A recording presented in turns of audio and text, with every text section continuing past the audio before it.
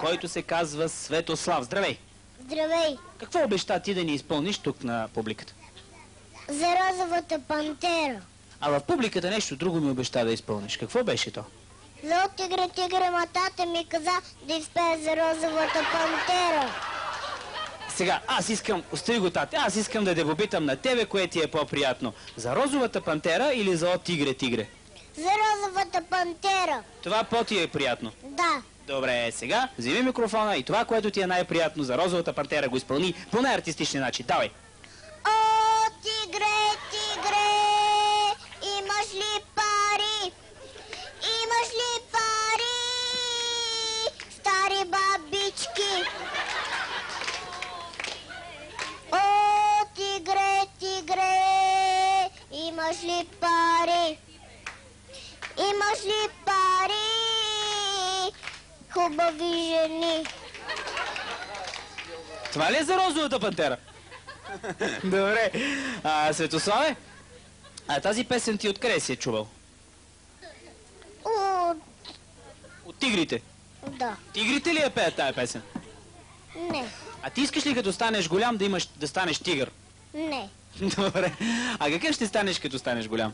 Дилър. Дилър! Чакай сега, това е много странна професия. За първи път чувам дете да иска да стане дилър. И какво означава да си дилър? Кой дилър познаваш? Кой е дилър? Станчо е там.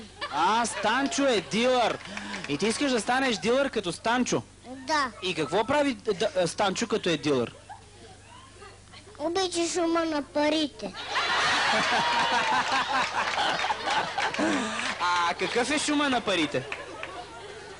Ти чува ли си как шумят парите? Не. Той ти е разказвал, Да. че обича шума на парите. И ти защо искаш да станеш дилър? Щото тата ми каза. Значи тати иска да станеш дилър, а не ти. Моля? Да. Ясно. А ти какъв искаш да станеш? Не искам да се стана Батман, но тата иска да стане дилър.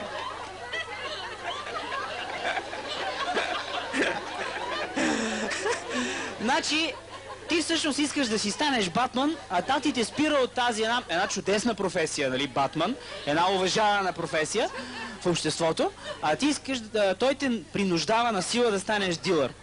Да. А ти последно какъв ще станеш? Дилър. Но все пак тайничко си мечтаеш да станеш Батман. Да, ма.